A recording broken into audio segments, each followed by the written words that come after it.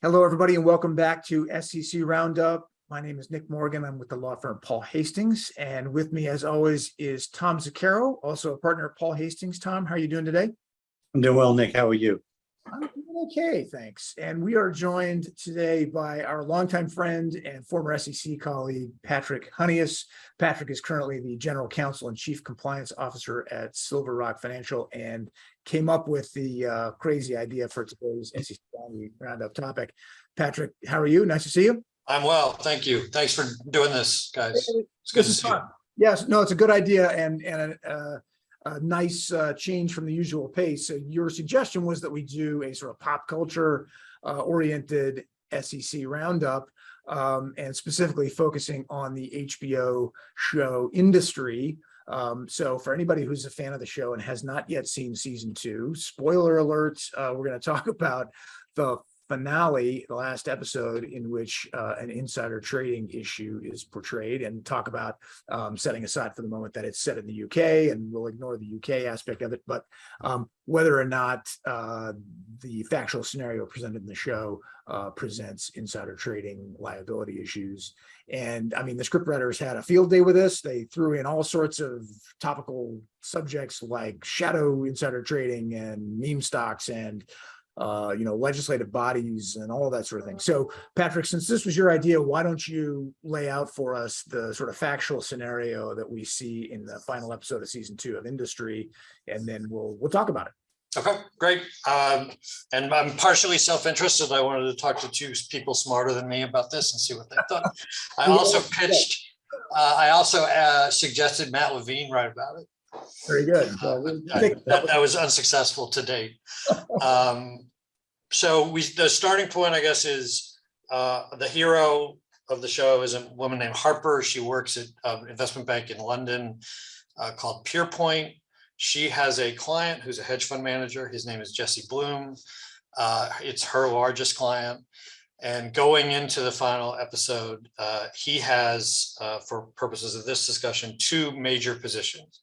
He has a short position in a company called FastAid, and he has a long position in a competitor called Rycon. The short is going against him. For reasons I can't quite remember, FastAid becomes a meme stock, and so he's getting crushed on this short. So that's one thing to keep in mind. And then the Rycon position is sort of unclear to us how it's doing. I don't really think we know. Meanwhile, so there's Jesse, the client, Harper. Harper has a friend named Gus. Gus works as an assistant to an MP or somebody in the British government. And they're one of the other reasons why the short is going badly is FastAid is likely going to be acquired by Amazon. And the scuttlebutt is, or the general assumption is that because of certain aspects of that deal, the British government will scrub that deal, and it may not pass anti-competitive muster or antitrust review or the like. And so Gus works for somebody who's somehow tied into that effort. So the short's going against Bloom. Harper recommends, without any patina of inside information or anything, she just sees the writing on the wall. She recommends that Bloom cover. She sees him getting crushed. It's like, I don't see this turning around. You should cover. He does not.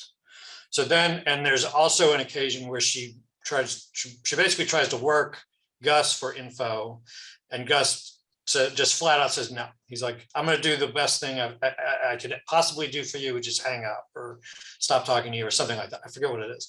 So she drills once, it goes nowhere.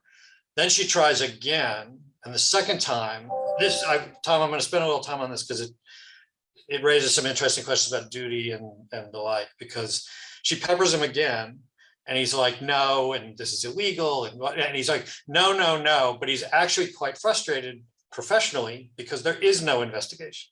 The government's not going to review the acquisition. And so he eventually he's like, no. And then he just, out of frustration, he's like, there is no investigation. There's nothing to tell you because there is no investigation. He just tells her. She tells Bloom this and says, okay, now you really should cover because, your whole thesis isn't going to work out. This Amazon's going to buy it. It's going to keep going up. You're going to keep getting crushed. You should cover. Bloom again does not cover after this conversation either. Then he has a television appearance where he's asked about either the short or fast aid or something. And he basically changes reality by the force of his own personality. He says, oh, isn't it great to be in a country where you know a deal like this will be reviewed and you know it'll be subject to a lot of scrutiny. And as he's saying this and as he gets like a fairly positive reaction in the interview, fast aid starts going down.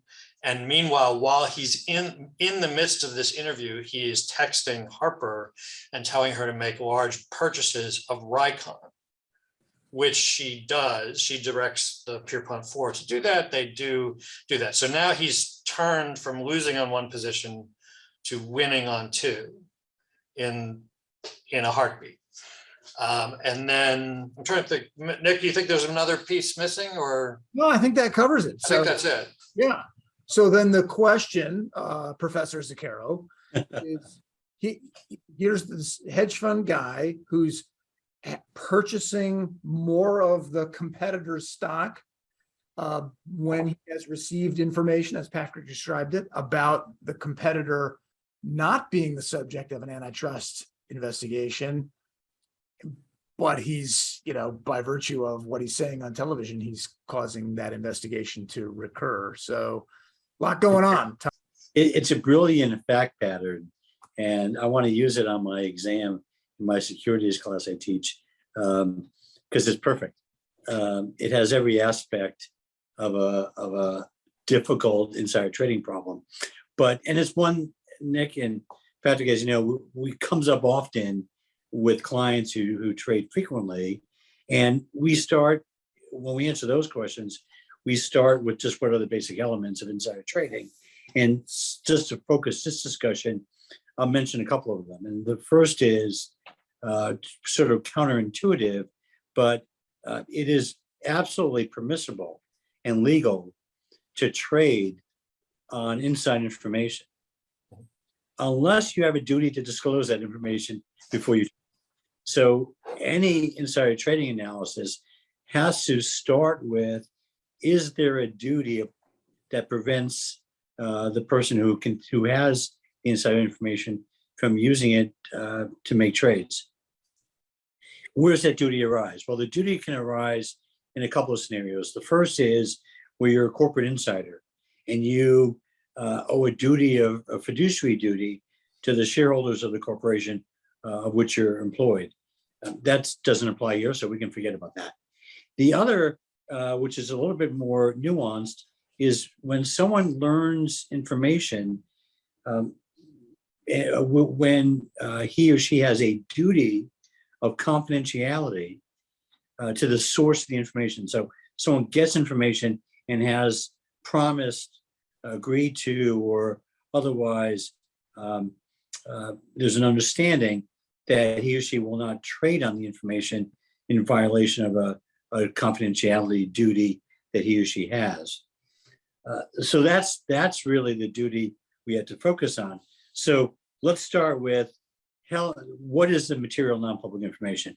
Well, it appears to be whether or not the British government is going to conduct an investigation of the acquisition of Fast Aid.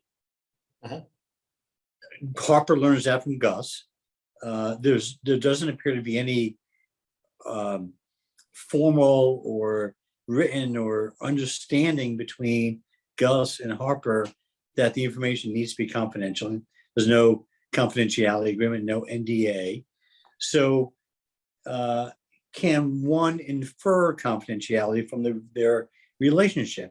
And in our country, the SEC says, and the law says, that there are some relationships which are so close that you can infer a promise of confidentiality, like, for example, between family members, father and child, mother and child, brother and sister, husband and wife. You can infer that they have an agreement of confidentiality. When you're talking about friends, that analysis becomes a lot more complicated. And whether Harper owes Gus a duty of confidentiality, in my mind, based on these facts, very unclear. If she doesn't, then she can do whatever she wants with the information that the British government wasn't going to conduct an investigation. But to move this along, let's assume there is a duty of confidentiality between Gus and Harper. Harper doesn't trade. She gives that information to her client, Bloom. So does Bloom inherit her duty? Well, yes, perhaps. You can inherit a duty in some circumstances, but the government would have to show that Bloom knew or should have known that Harper obtained this information pursuant to a duty of confidentiality and was violating that duty by giving it to him. Again, on these facts, completely unclear whether or not he has or should have that knowledge. But again, to move it along, let's assume he does. So he inherits the duty, confidentiality. Does he trade on the knowledge that the government is not going to conduct an investigation? I don't think so. He goes on TV and says, isn't it wonderful that in this country, your government's going to conduct these types of investigations? So he doesn't trade on the information. Perhaps he manipulates the British government to conduct an investigation. He doesn't trade. What he does trade on is the knowledge or the assumption that once he makes this statement, the British government is going to conduct an investigation. So he's creating his own material non-public information.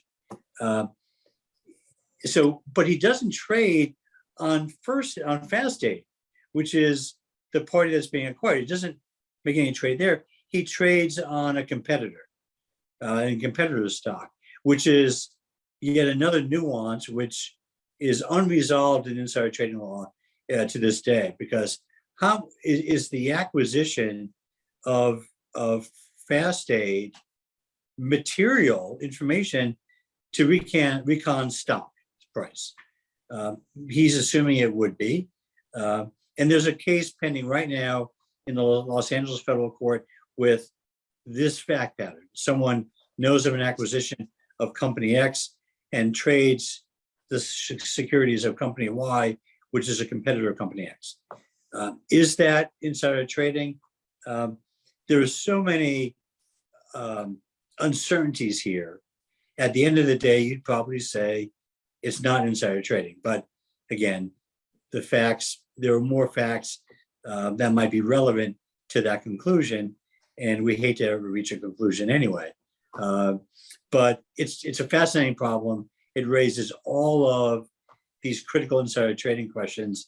And I haven't seen the show, but I'm going to binge watch seasons 1 and 2. So when season 3 starts, we'll find the answer of whether it's insider trading. Tom, love the analysis. I'm sure we could spend, an hour or more talking about this, but we don't have time. So, well, let's do this. This is our first ever SEC Roundup pop culture. Patrick, you will be our pop culture radar. And when you see something else we should talk about, let us know and we'll talk about it. And like the fact that the SEC has votes. Right. Well, gentlemen, thank you very much. We'll leave it there for now. And thank everyone for joining us on this SEC Roundup. We'll see you all on the next one. And by the way, none of this is legal advice. So thanks, guys. Thanks, guys. Thank you, Patrick. You too. Bye-bye.